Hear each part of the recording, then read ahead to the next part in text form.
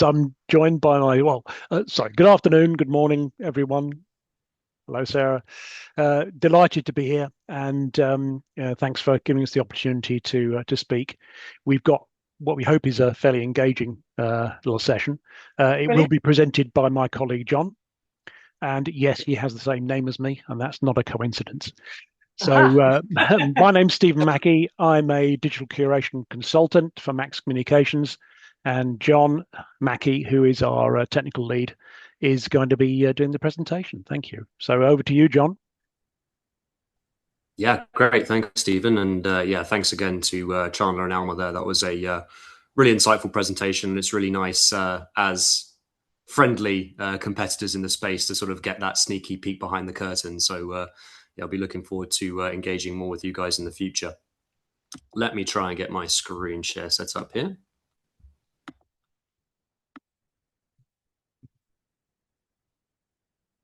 How does that look? Can everybody see my slides? Stephen, do you want to give me a... That's good, John. Hey, firm. Looks good.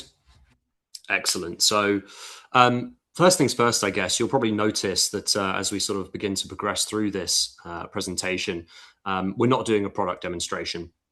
So as Stephen sort of hinted at there, we've made a deliberate choice to talk about something that we think is somewhat more useful to you at this stage, which is how to think about what it is you're buying before you think about who you are buying it from. Hopefully, we'll have plenty of opportunities in the future to show you our physical software at the time. And I definitely encourage you to get in touch for that purpose, because I can absolutely assure you that it is awesome. But today, we wanted just to talk about some of the questions that should come before you begin to sort of open those engagements.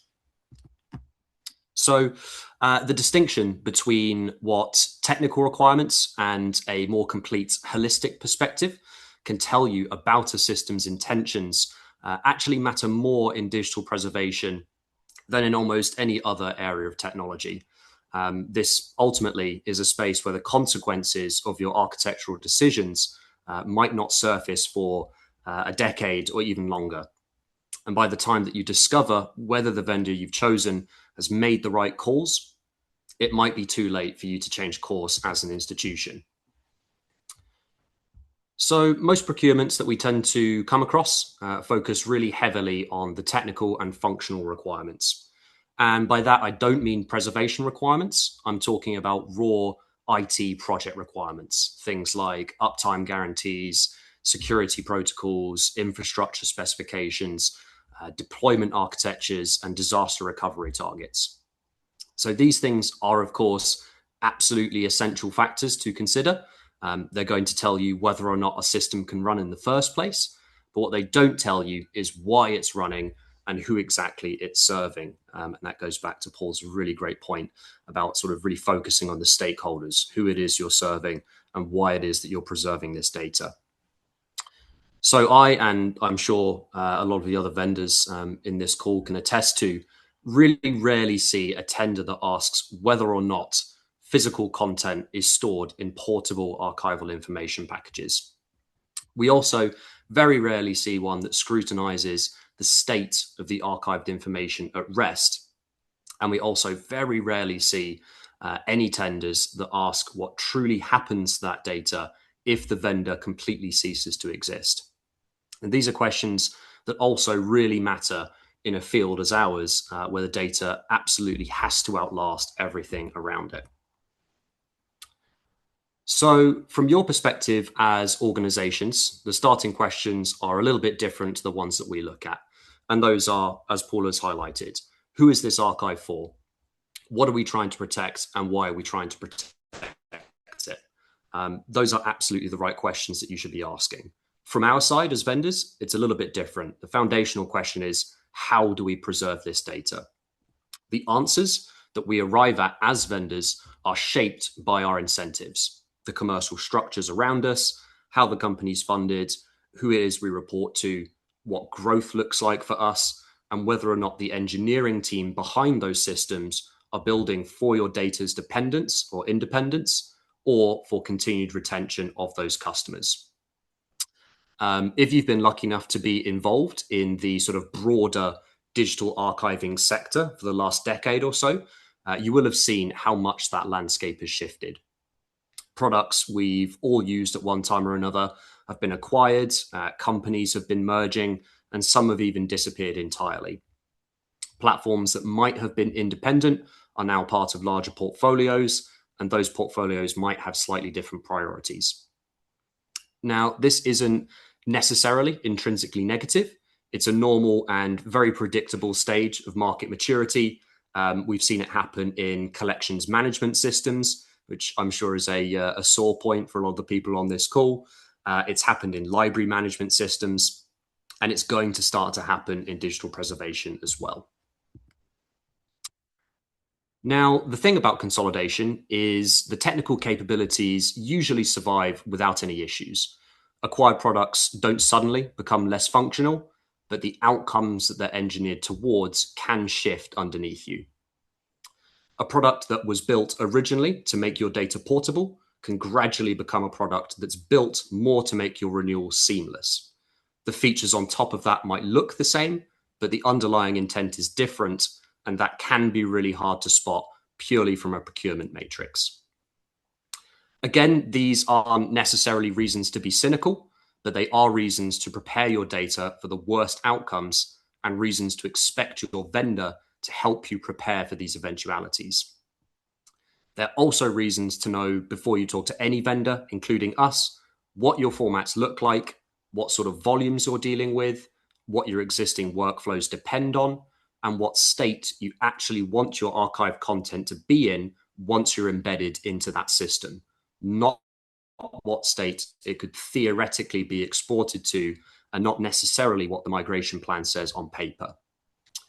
So those of you that had the chance to come to our meeting last week and heard my lightning talk might remember that I'd suggested a preservation system should start from that engineering question that I've already mentioned. How do we preserve that data? You might also remember that I said too often the market tends to reward a slightly different one, which is how do we optimize for customer retention? And these do indeed produce very, very different architectures. One of them leads to open standards and portable formats, and the other can lead to ecosystems that are frictionless to enter and very, very difficult to leave. Not necessarily because of cost. In fact, I think I can speak for a few of the vendors on the call today. Most of us build exit costs into the price of your contract, but actually because of the state that your data is in when you try to go. So the real lock-in is not often financial, but actually structural. So when you're evaluating systems, I'd really encourage you to look past the feature matrix, ask what the structural incentives are behind the product, ask yourself who benefits from the way that your data is stored, ask what happens if that company changes directions, changes ownership, or even simply stops existing. These aren't hostile questions. They're just the same diligence that we'd apply to any long-term infrastructure commitment. The difference with the preservation space is that the consequences of getting it wrong are uniquely difficult to reverse and can actually have slightly deeper impacts than it might be obvious just from the surface of it. So to us as a vendor, what does this all look like in practice? And what should you guys be looking for in your procurements? Well, for one thing, it means real open standards like Bagit, METS, Premise, and EARC. Not proprietary wrappers with an export function bolted on, not standards aligned or standards informed, actually standards compliant. If your system disappeared tomorrow, your data should walk out of the door intact, fully self-describing, and immediately usable by another system that implements those same specifications. And here I'd like to draw a little distinction that I think is critically important and doesn't always get enough attention that it deserves.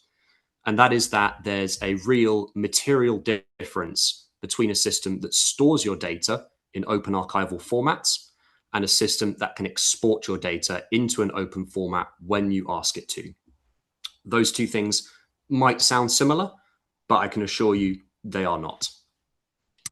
In the first case, your AIP already exists. It's already sitting in your storage right now in a Bagit or an EARC structure, with METS documentation that encodes your descriptive, technical, and preservation metadata, with premise events logged from right at the time that object was entered into the system. If you needed to move that package into another platform tomorrow, you absolutely could. There's no transformation step, no export queues, and no dependency on vendor tooling to produce something that should have existed right from the start. In that second case, the open format is something the system can generate, but it hasn't yet. Your data is stored for you in whatever internal structure that platform uses, and the AIP itself is a future action that depends on that vendor still operating, still maintaining those export pathways, and you guys yourselves actually having the time and the resources to run it.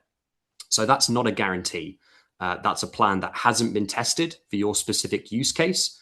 And obviously, as you guys know, these things really have a habit of being tested at exactly the wrong moments. The first scenario there is also a statement about the present state of your archives.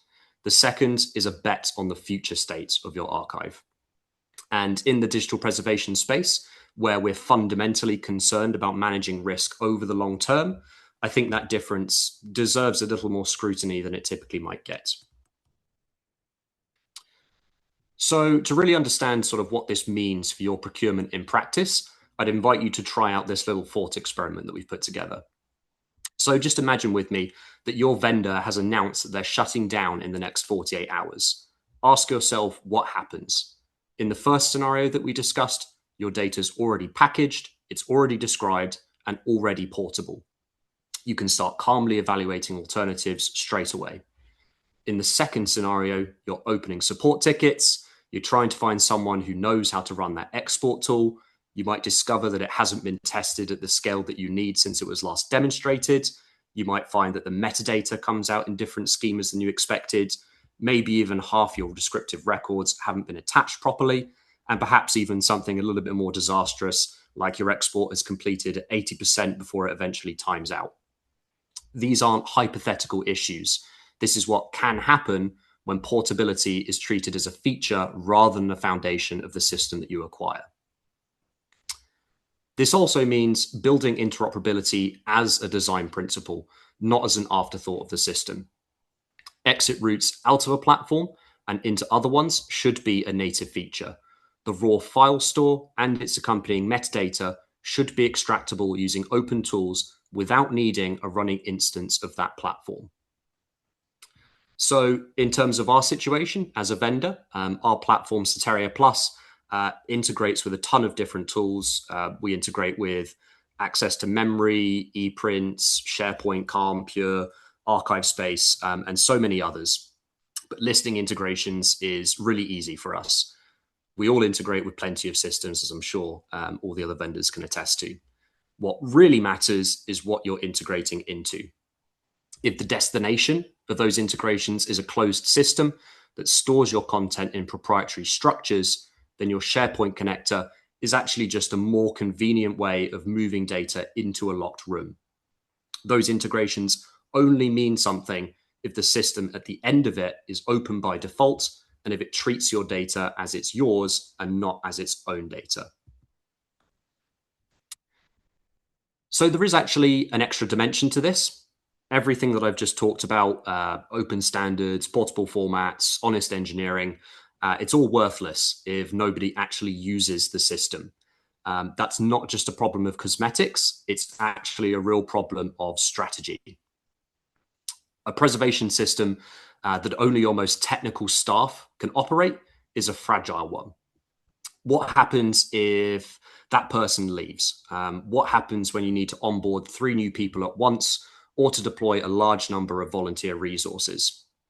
What even happens when a depositor gives up halfway through your ingest process and just ends up emailing you directly?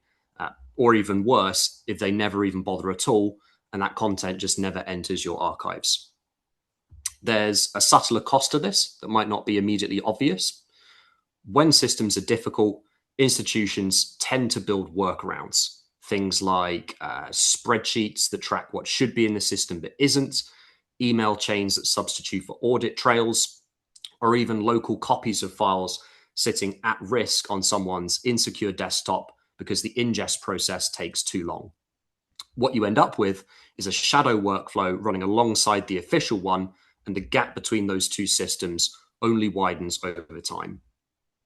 Institutions, we tend to find, already really struggle to budget for the human work that preservation demands.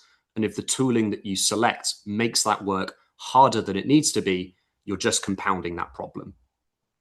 But, and this is really important, the answer isn't necessarily to remove human oversight entirely. I really like what Chandler and Alma were talking about in terms of, sorry if I sort of mess up your terminology here, guys, but selective and sort of opt-in automation. And that's really important.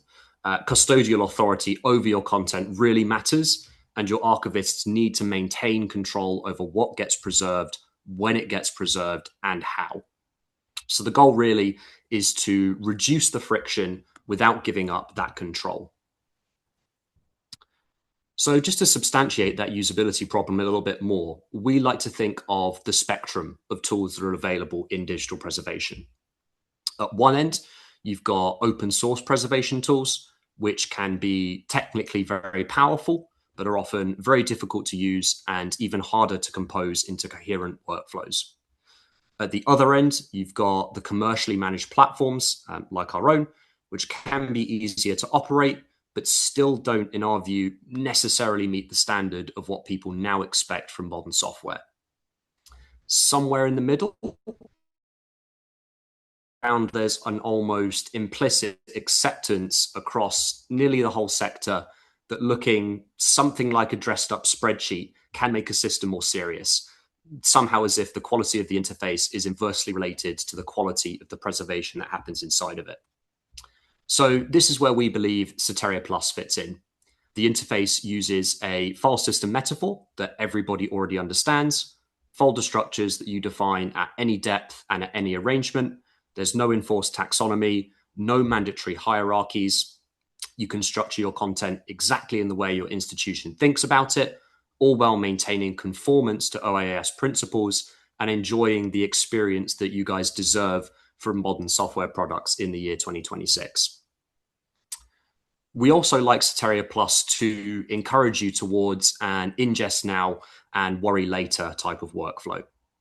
So that means getting your content into the system immediately. So it's virus scanned, it's checksummed, it's validated, and sitting in replicated archival grade storage from the moment it arrives, rather than sitting in that dusty IT cupboard where the information's perpetually at risk of anything. It could be loss, it could be corruption, or it could even be obsolescence. You can then appraise, arrange, and obviously ultimately preserve that content once you're ready. So that's really our idea of phased growth as a real workflow inside Soteria Plus. Your preservation maturity develops at the pace that your team can support, and the system holds everything for you safe while you figure out the details of how those workflows come together. Once you're ready and you've developed that maturity, preservation in our platform, Soteria Plus, is a one-click, deliberate, user-initiated action. We then handle the characterization, the normalization, validation, packaging, and all those steps that you expect from a robust preservation strategy. Once it's done, you have a fully formed, standards-conformant AIP in your archives.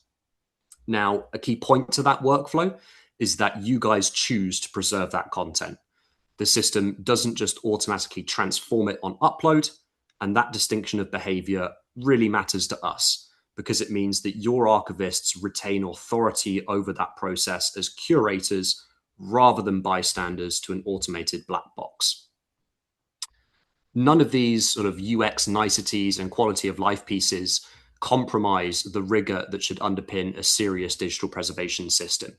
We just like to ensure that the path from ingest to portable, self-describing, standards-based AIPs is one that your whole team can follow, and not just the person that had the opportunity to attend hours and hours of, I'm sure, incredibly engaging training sessions.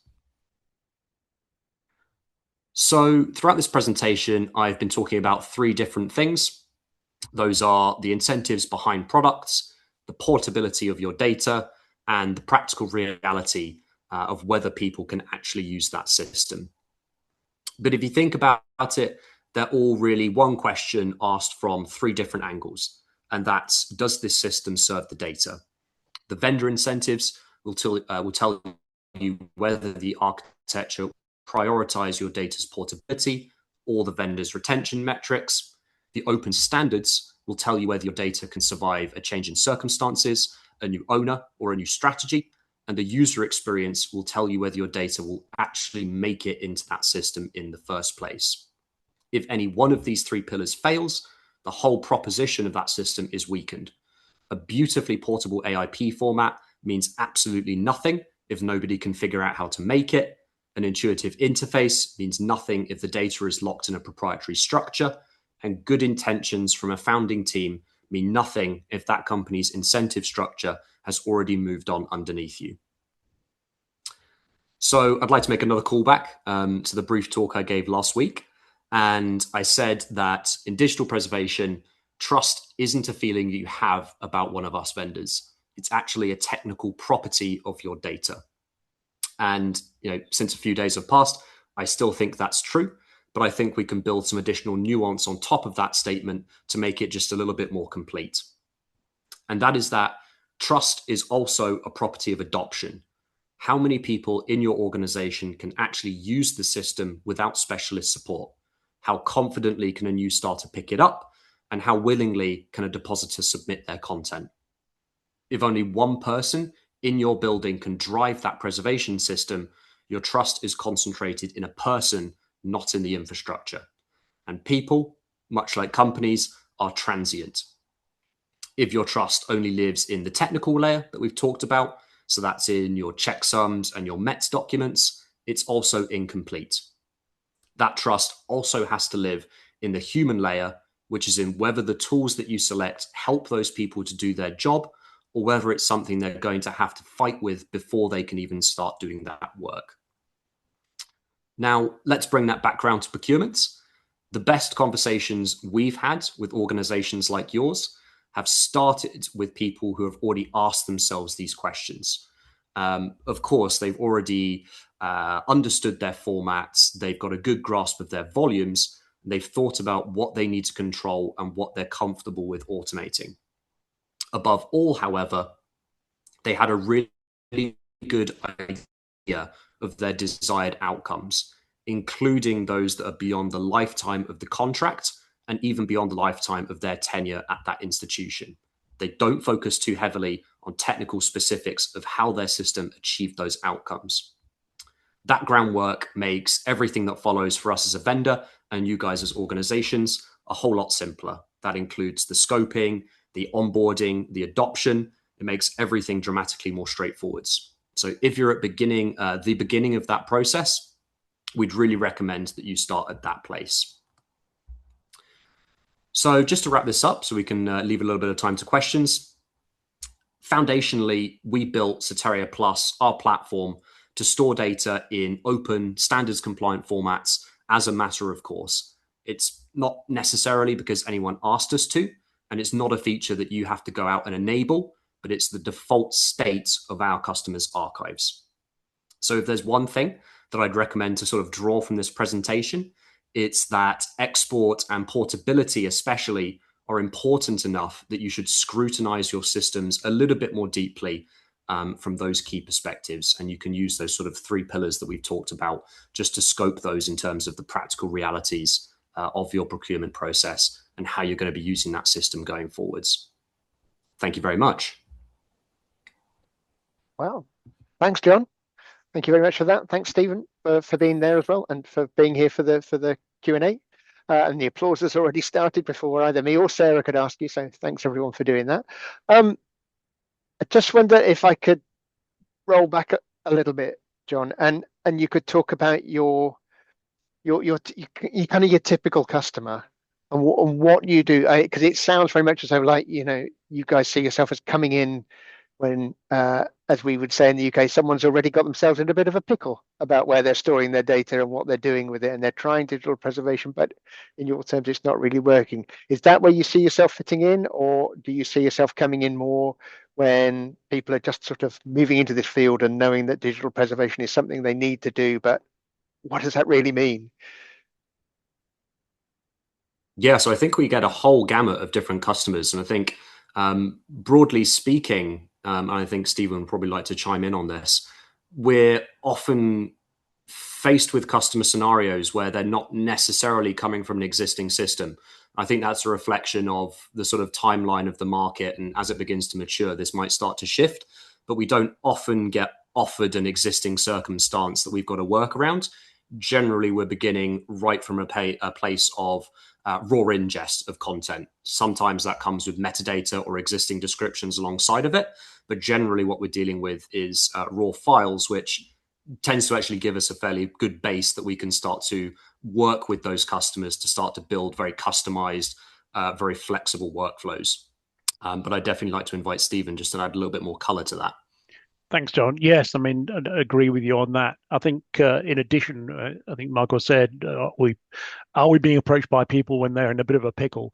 Well, you're right in that it's not because they've got an existing system and they're struggling with it. Quite often they're in a bit of a pickle because they have a very large backlog, and quite often these procurements are happening at a stage when it's becoming imperative, not as a planned stage of we need to think about a preservation system for the future. It's quite often that we've got all of this content and it's sat on different media and it's at risk, so we need to solve the problem. And then that brings on to one of the previous questions, which Chandler replied to about procurement cycles, because quite often the procurement cycle is fighting against, an imperative to try and get things solved very quickly, and it can never be quick enough, unfortunately. Okay. So again, just coming back slightly to what we were touching on before. So it may be difficult. It may be an it depends answer again. But so what information do organizations typically need to know before they come to you to sort of procure a system? I mean, it sounds like they need to know where their data is and what data it's in and what their priorities are. But is there more than that? Shall I take that, John? Yeah, go ahead. I don't think people should be put off by the feeling that they've got to do an awful lot of research, Michael, before they can even approach somebody. Because I'm sure the other vendors would agree that we're all, we're capable of helping people in working through the problem. I think there is an issue out there in that, a lot of people, because this is a relatively new market and because a lot of organizations are not in the habit, not in the process of replacing systems, they're at the situation where they're putting in their first preservation system, then the level of experience and the number of people out there within organizations who have previous experience and skills in defining and running preservation systems is very limited. It means that they do need help. And if they wait until they feel they're up to speed and they know everything they need to know and they've done all the research, then they're actually delaying things. So start the conversations. Nobody's going to be upset by the fact that you've actually approached a vendor and you haven't necessarily got all of the information that you need to have. We can help you with that. And I think if I could just add to that, Stephen, there's sort of two angles that you can come at it from a resources perspective as well. And I know this is going to be scoped very much to the UK and perhaps Europe, as Paul had highlighted, perspective of things. There's the outcomes focus, which you can use things like the DPC rapid assessment model to give yourself a much better idea of what your capabilities are and what capabilities you need to be shooting towards, not necessarily in terms of raw technical requirements, but what it is you need to do with your data and how you need to treat it. Then coming from the other side, which is the sort of straight technical side of it, you've got great resources like the JISC, Digital Preservation System. So those can really help you start to build out those technical criteria and requirements that give you a really good launching off point onto which you can add any of those sort of additional circumstances that make you a very unique and individual organization. And I think I can speak for a lot of people when we say that the JISC framework has been very enabling for a lot of the small to sort of more medium-sized institutions that we've interacted with. And we're starting to see a lot more commonality between these sort of procurements and tender requests that we're getting thanks to systems like that. Thanks both. I'm not seeing many questions popping up in the chat. So, oh, hang on. Having said that, there's a great big one from Paul. So he's saying things that are often glossed over. What's the sustainability plan of the project to start the digital preservation ends? Project funding is not a viable way to finance a digital preservation system. It's most likely to be an ongoing and increasing cost. And what dedicated resource have we got to run the system? In practice, many institutions will need at least one full-time or full-time equivalent, or you'll be wasting your money. I guess more of an observation than a question, but is it an observation that rings true with you guys? I know, John, you were saying there, you don't want to rely on just one person who can leave. You want to have trust in your data, but how many? What's your perspective on Paul's comments there? Yes, I mean, if I can provide a perspective on that, Stephen, if you want to chime in as well. I think that's really core to what makes Soteria Plus, our system, a really powerful proposition, is it doesn't necessarily require all of the technical and specialists know-how and nous to provide the tools that you need to produce standards compliant and portable AIPs. And that can be not necessarily a silver bullet, but a really powerful thing for you to have as an organization when that end state is a standard storage bucket full of completely self-describing portable information packages.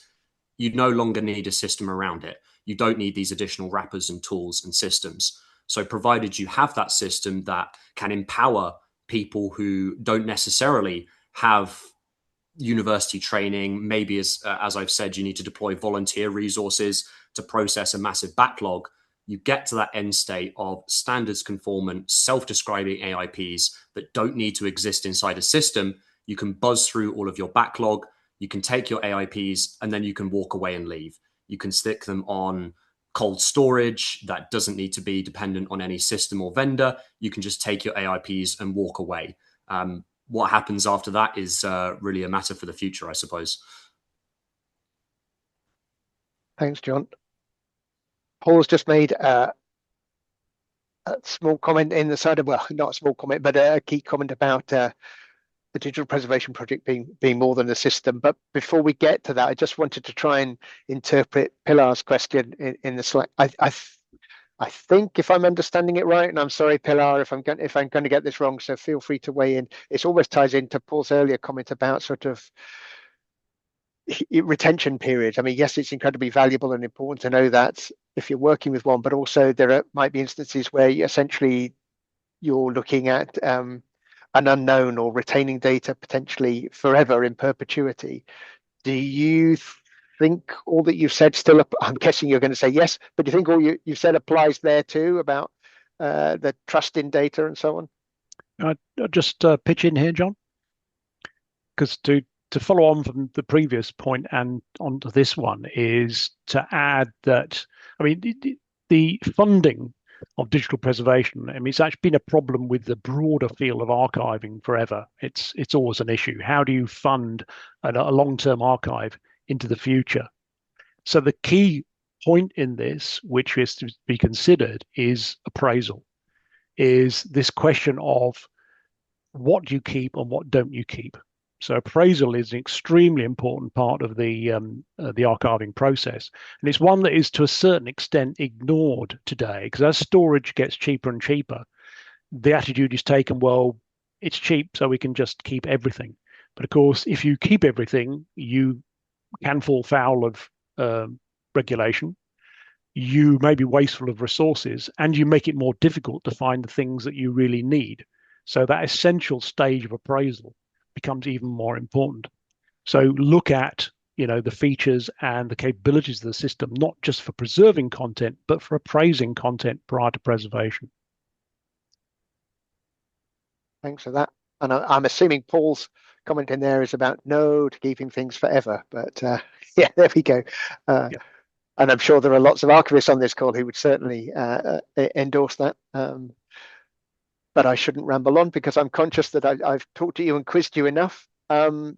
Obviously, the chat is still open if people want to put questions in, but I think Sarah has something to come in say. Yes, well, again, thank you very much for your session, your introduction to your products and your discussion as well.